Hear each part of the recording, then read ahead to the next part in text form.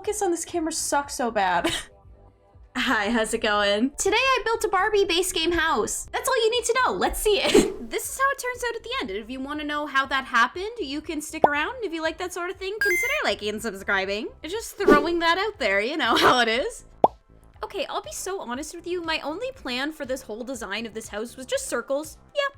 You know, just circles. The exact vibe of the logo for the Olympics. Sure, why not? Why not start there? I don't even know what it was about Barbie that like made me want to do circles. Because all of the Barbie dream houses are like very geometric in like rectangular ways. Barbie never asked for circles, but that is what she's getting. So you're welcome, Barbie. Me and my mom have been judgmentally watching the HGTV Barbie Dreamhouse Challenge TV show. You know, like we judgmentally watch like the Food Network, even though we can't cook. But I feel like it's a shared experience to watch the Food Network in like your pajamas, surrounded by your small bowl of goldfish, an Oreo cookie, and a peanut butter and jam sandwich, and say, actually, if it were me on this show, I would make a aioli, covered by a raspberry coulis and a deconstructed crouton. And you know, you could say that peacefully until Gordon Ramsay is yelling at you in person, and then I would probably cry. But anyway, me and my mom have been watching this Barbie Dreamhouse Challenge show, and every week there's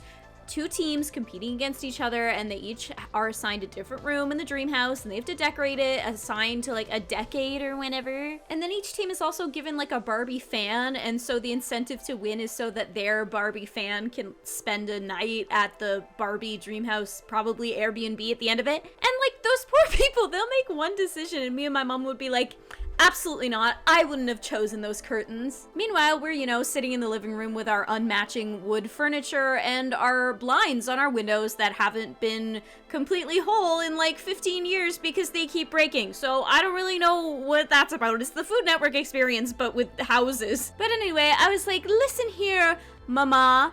I can make a Barbie dream house. And because of who I am as a person, it will be base game. And yes, my mother does know what base game means because of how much I talk about this game. So we got that down. She's actually seen a lot of my builds, and like if she hasn't seen one in a while, like she hasn't sat down for the little tab mode tours that I give her, she's like, she comes into my room, she sits on my bed, and she's like, so what do you got for me? And then I have to be like, oh heck, mom, I'm playing Fortnite right now. Let me open The Sims. And then I show her whatever latest build I've done, and she tells me that it's pretty, and I'm like, hee hee, thank you, I love you. So if you were wondering, I did show her this one, and yes, we did compare it to the Barbie Dreamhouse from the TV show, and the consensus is that she likes how pink it is, and that she thinks it's not tacky, and that it is tasteful. And if I have my mom's approval, that's all I need, okay? And okay, it was at some point during this part of the build where I discovered this roof glitch. And I was like, okay. Posted a tweet about it and someone compared it to Pyramid Head, so that was great. Since seeing it, I've been able to recreate it in other lots. You just gotta make like a really long round roof and then just extend the eaves really far, and then it'll stretch to the nearest corner. I don't know why you would want a tutorial on that, but there you go. But it does fix the texture glitch that we got in the base game Horse Ranch update, so that's even better. It's so trendy. I'm actually obsessed with custom floors, so this build has like 3 different ones. It's base game, you gotta make your own swatches, you know? And let's get one thing down. A Barbie dream house would not be a Barbie dream house without a spiral staircase, so I had to do that. I've used that specific debug object to make like a million spiral stairs at this point because it's one of the only ones that the Sims can actually walk through, even though it does look a little silly because they're really tall, so they do just like walk into it. They get like absorbed. I kind of picture it once they're in there to be like that episode of Wizards of Waverly Place where Dean Moriarty was stuck in that jello. That's probably what it's like. But the important part is that it's functional. Even though it looks silly, we can move past that as long as your Sims can get into the house. One time in a TikTok of mine, I had a Sim get up from a bed and their shoulder like slightly clipped into a painting that was on the wall because it was a tiny house, tier 1, and I was fitting a double bed, so that's what you get. But anyway, someone commented and they were like, this isn't functional. That Sim just stood up and their shoulder clipped partially into the painting. And I was like, okay. They clipped into the painting slightly. It's not like they're standing there waving their little hand and going, ya fauna?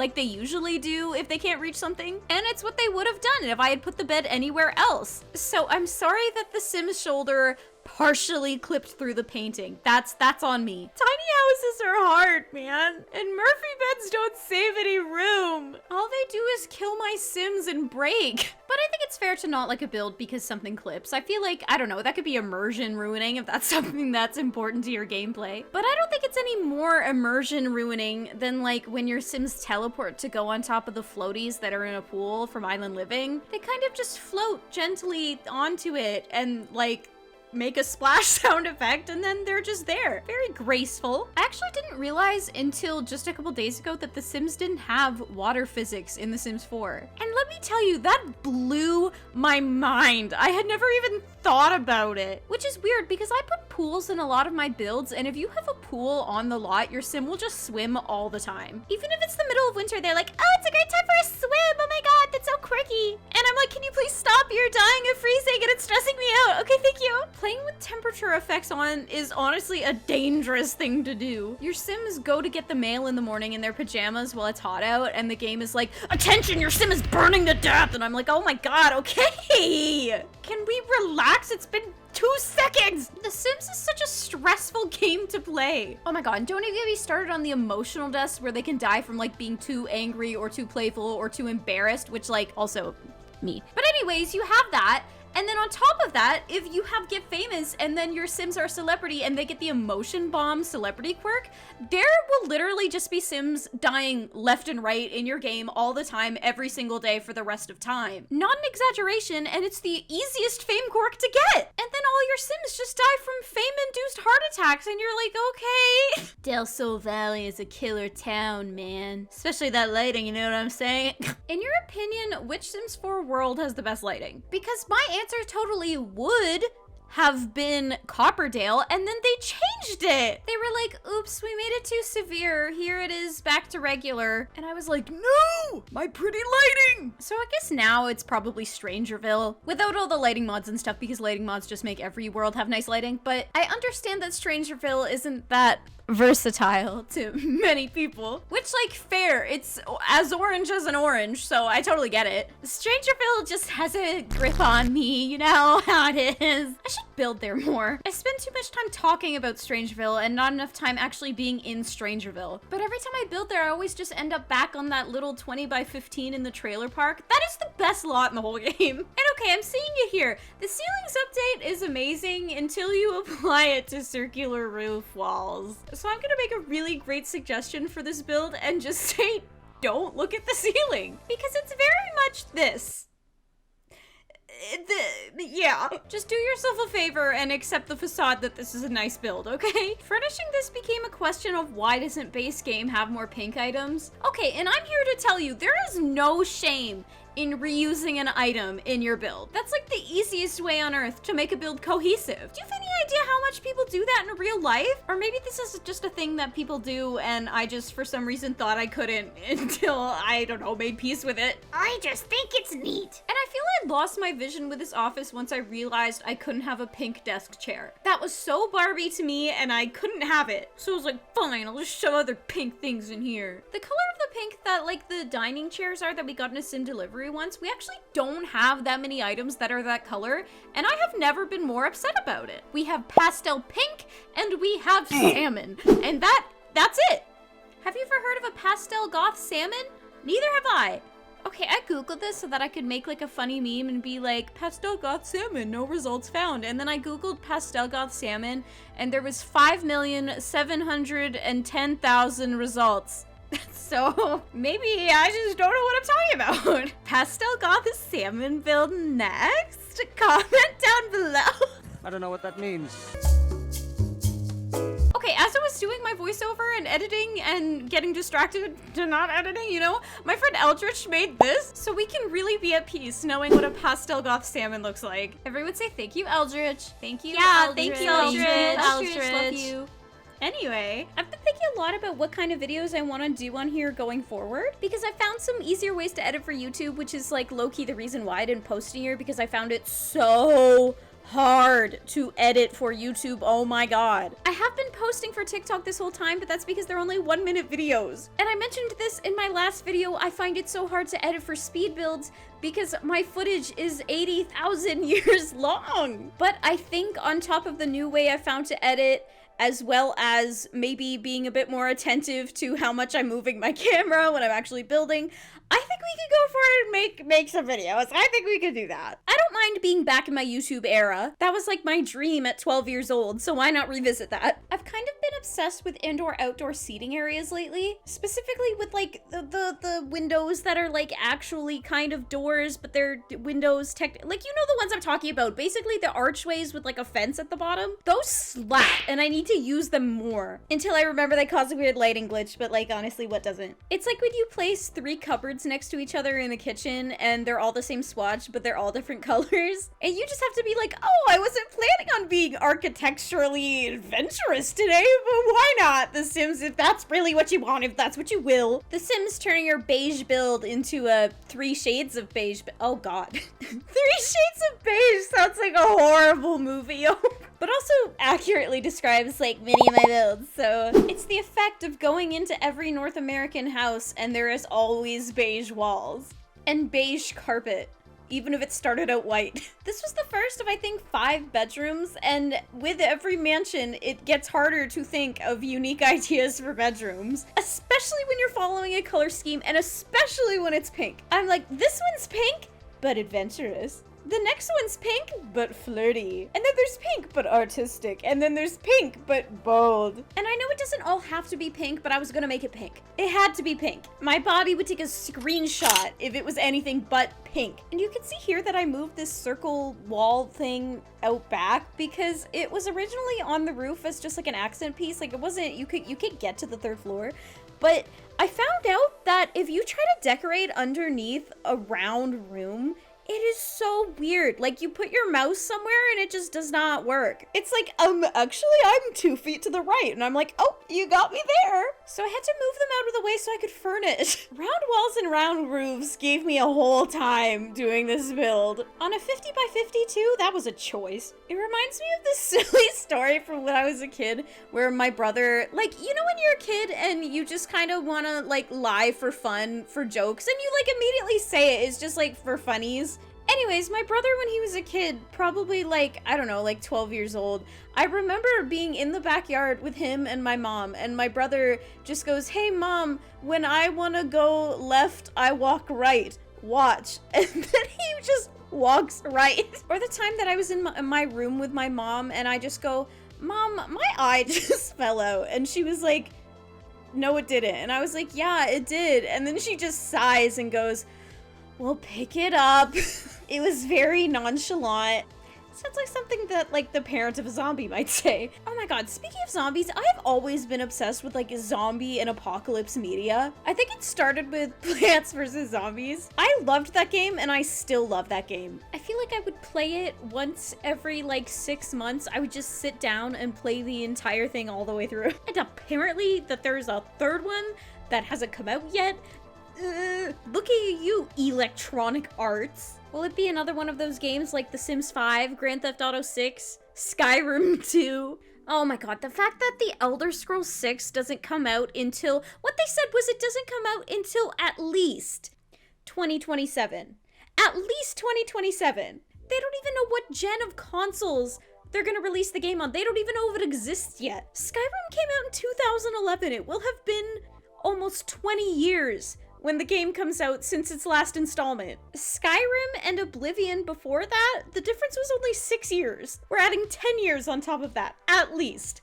At least. There's literally nothing confirmed at all. Oh my god, I'm gonna go bonkers. And on a similar level, The Sims 4 is almost 10 years old. Next year, it'll celebrate its 10th birthday. 10 years and 64 expansion, game, stuff, packs, and kits later, and I'm building base game. No, I'm just kidding. I love building base game because it involves less decision making. Every time I go to do a build that's not pack restricted in any way, I have to sift through 10 years worth of objects, and I'm like, no thank you. I don't know how so many creators know exactly what the objects they're looking for, like where they are. I don't know where to find anything. It's because some of the items in this game have silly names and there's not enough categories. Like, why isn't there a hutch category? We have like 85 hutches at this point. Where are they all at? Every time I talk about the names and the searchability of objects in this game, it always comes back to this one base game object that is a treasure chest.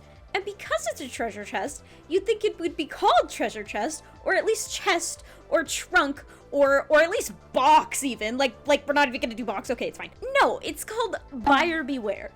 Buyer beware. That is so descriptive. And the only reason I know it now is because I made a point to memorize it in my mind. I would just stare at it and be like, buyer beware, buyer beware. There's like an entire clump of my brain that is dedicated to remembering just that it is called that. Every time I tour or look at someone else's build, I discover so many new objects for that reason. I host shell challenges probably like bi-monthly and I tour them over on Twitch.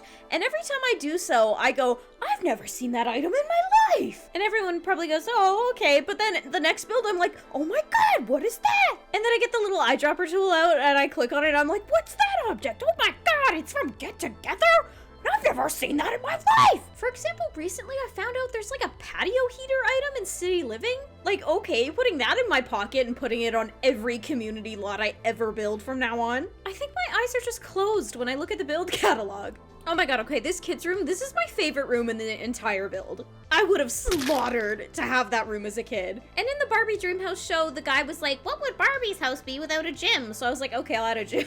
A guy being featured on HGTV probably knows more than I do, so I'll just take his word for it. I actually love HGTV so bad. Like, hotel television, like when you go to a hotel and there's only like 5 channels and one of them is HGTV and the other one's like National Geographic and then, yeah, I don't know, Food Network and then the Home Shopping channel. All of those channels slap. Give me a TV that only plays Naked and Afraid, Love It or List It, and like Chopped, and I'll just be happy for the rest of my days. Oh my God, our Cutthroat Kitchen, that was such a good show. Some cooking shows are so relaxing, and that was just not one of them. Like, you'd turn on the show and it would immediately be like, what's up guys, I'm Alton Brown. Today we have 3 chefs suspended upside down over a pool of sharks swimming in acid. Their only ingredients are things they can find in the Christmas drawer of this fridge I found in the studio. And I would be like, ah, thank you, Alton Brown, I'm so at ease. My dad always said he didn't like that show because it like wasn't a cooking show, because cooking shows are supposed to like show off the ingredients and stuff. And I'm like, what shows off ingredients more than like cooking suspended upside down? He's just a coward when it comes to the Food Network. I think the shows like that are perfect. They're like game shows but involve food and like creativity and stuff. I think they're great. I can't watch shows like The Pioneer Woman because I don't know, she's just in her kitchen being peaceful and I can't deal with that. She's like, oh, I'm just making apple pie for my kid's birthday party. And I'm like, okay, but where's the flamethrower? Some people. Anyway, this is basically the very end of the build. This is like final touches, like terrain and whatever else I forgot to do outside because honestly, I really like doing exteriors, but I don't like furnishing them. Like furnishing patios and stuff is actually the worst to me. I hate doing that. Landscaping, I love, you know, amazing. Putting flowers down, putting rocks down. Terrain painting, even then I'm good. But then as soon as I have to put like a table outside with like, I don't know, like a tea light or something, I'm suddenly unhappy. Especially with a lot that has as much outdoor space as this. I'm like, I don't have any more ideas for what they can do out here. Like this Barbie has 8 seating areas. And it's so silly because I don't even remember the things I actually need. This whole time when I was doing this, I was like, oh, I'm terrain painting, but don't forget, I do need to add a garbage can outside. And you know what I did? I play tested this entire thing, also thinking that, and then I did forget the garbage can. So if you do play with it, I recommend putting a garbage can like outside the little back gate. That was where I would have put it had I remembered, which I never do. I did remember a mailbox though, and I didn't do that in my last build. So I don't know, we're sacrificing one to get the other. But with that, the build is done. Let's see it. Come on, Barbie, let's go party in your brand new house in Willow Creek. Base game with all of the pink that you could ever want. Fully play tested on the gallery, ready to go. As usual, I was scared starting the slot because it's a 50 by 50 and that's huge, but I had literally just done a 64 by 64 like in my last video. So I was like, you know what? I can do that, that's fine. I've done a couple mansions now, so I feel like I should just stop saying that I'm scared of them. This one especially because I feel like it came out exactly how I wanted it to. I was a little nervous because it is base game and because base game doesn't have that many pink swatches, but I think you can kind of shape and frame base game furniture to be however you want it to be. And it's gotten better over recent years with like the Sims deliveries and stuff, so honestly it's pretty good. We're definitely not working with the base game from 2014 with no basements, no pools. The game's come a long way in 10 years. And that's everything with that. You can have your Barbie Sims hang out here, or any Sims really. 5-bedroom, 4-bathroom floor plan looks like this. Okay, Barbie, I see you. Thank you so much for watching. I hope you liked it. This Barbie is tired of building on big lots, But also low-key obsessed with it. anyway, I hope to see you in another video, and if that's the case, I'll see you then. Bye-bye.